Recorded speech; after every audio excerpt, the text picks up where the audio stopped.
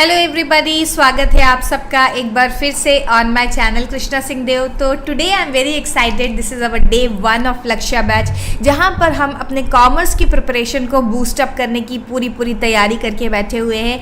And yes, first of all let me tell you sorry, क्योंकि कल किसी कारण की वजह से मेरा जो वीडियो है वो करप्ट हो गया था and first video on day 1 नहीं आ पाया। बट आज हम उसकी सारी कसर को पूरी कर लेंगे। जो भी कल हमारा लॉस हुआ उसे मेकअप कर लेंगे एंड आज से हम अपने कॉमर्स की प्रिपरेशन में जोरों शोरों से लग जाएंगे। तो आज है डे 1 और कैसे शेड्यूल रहने वाला है। हर दिन आपको 1 या 2 सर तक वीडियो मिल सकती है। Maximum time invested is half an hour से ज़्यादा समय मैं आपका नहीं लूँगी एंड कोशिश करूँगी ऐसे कॉन्सेप्ट्स और ऐसे क्वेश्चंस के साथ आऊँ जो कि आपके कॉन्सेप्ट को स्ट्रॉन्ग करने के लिए हेल्प करे एंड आपके कॉमर्स की रिविजन को अच्छी तरीके से बनाए रखिए। चलिए लेट्स गेट स्टार्टेड। ये जो आपको क्वेश्चन पेपर दिखाई दे रहा है ऑन योर स्क्रीन, ये है CISE बोर्ड ने जो जारी किया था specimen question paper of term 1 examination in year 2022। तो उसके आज हम लोग कुछ 10-12 क्वेश्चंस यहाँ से करेंगे and you will be getting 1 more video.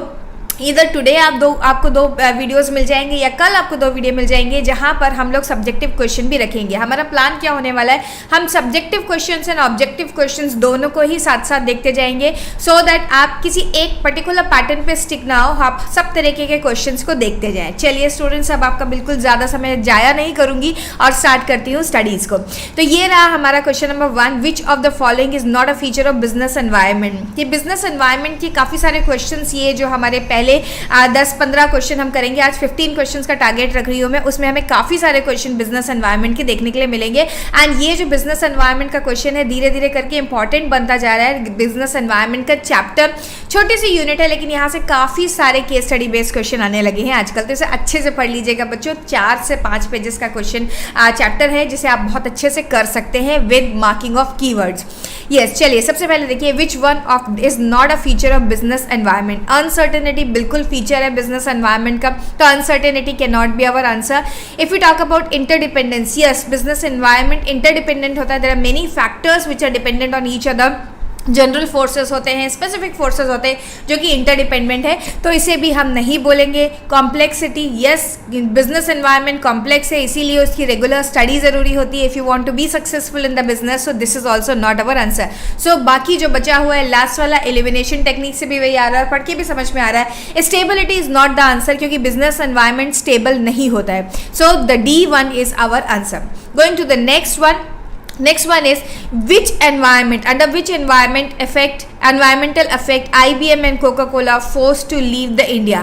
Political environment, legal environment, economic environment और सोशल एनवायरनमेंट। ये दोनों तो बिल्कुल नहीं है बच्चे, यहाँ और यहाँ कंफ्यूज हो जाते हैं। लीगल एनवायरनमेंट इसका आंसर नहीं है। इनफैक्ट यही जो एग्जाम्पल है IBM एंड कोको कोला का, अगर आप पॉलिटिकल एनवायरनमेंट का description from CB Gupta sir की बुक से पढ़ेंगे तो वहाँ पर यही एग्जाम्पल दिया हुआ है। इस क्वेश्चन को वहीं से उठाकर लेके आया गया है, तो आंसर है पॉलिटिकल एनवायरनमेंट। कभी कभी बच्चे कंफ्यूज हो जाते हैं कि ये लीगल एनवायरनमेंट तो नहीं है। नहीं, लीगल एनवायरनमेंट मतलब लॉ बना करके भगा दिया गया, लॉ बनाकर नहीं भगाया गया था इन कंपनीज को। These companies left on their own because काफ़ी स्ट्रिक्ट रूल एनवायरनमेंट हो गया था and political environment was not in their favour, that is why they left. तो पॉलिटिकल एनवायरनमेंट इसका आंसर है।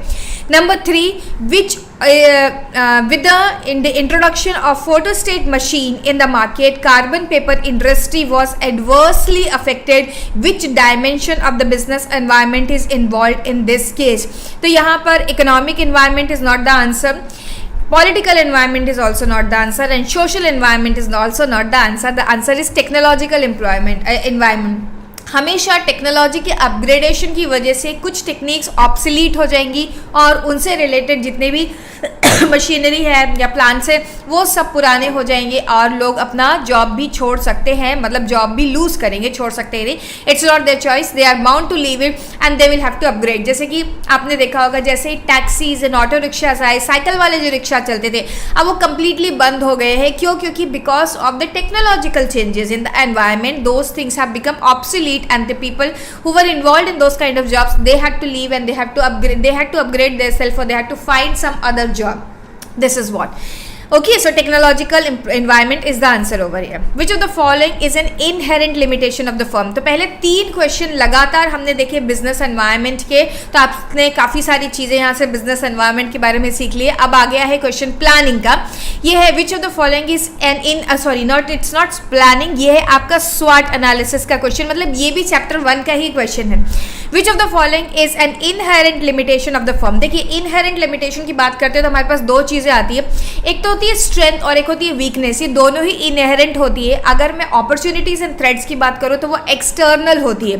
तो इंक्रीजिंग कंपटीशन हमारे हाथ में नहीं है, it can't be inherent. Political corruption is also not in our hand, it is something external.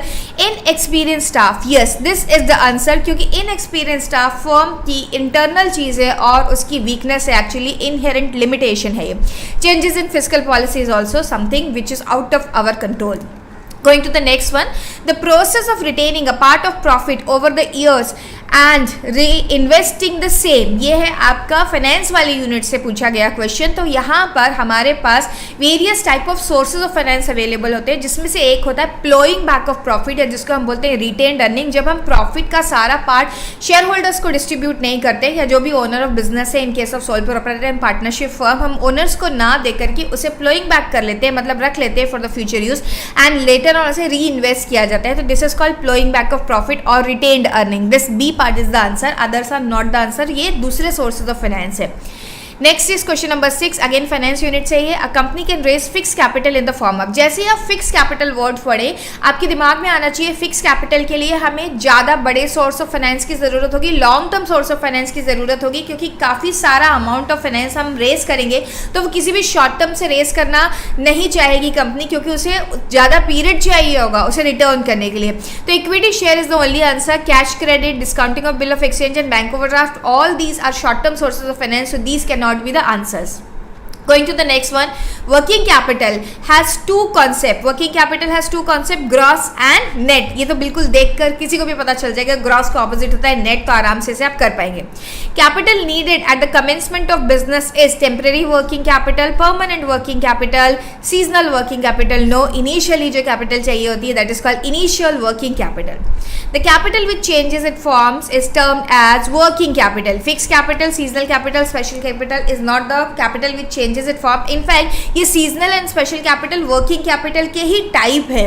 तो working capital is the capital which changes its form. कैसे cash से raw material का acquisition होता है, raw material से work in progress बनता है, work in progress से finished good, फिर finished good से convert होकर के हो जाता है trade receivable. तो जब आप ऑपरेटिंग साइकिल में जो पूरा साइकिल पढ़ते हैं वहाँ देखिए आप कैपिटल अपना फॉर्म चेंज कर रही होती है, उसी को हम बोलते हैं वर्किंग कैपिटल.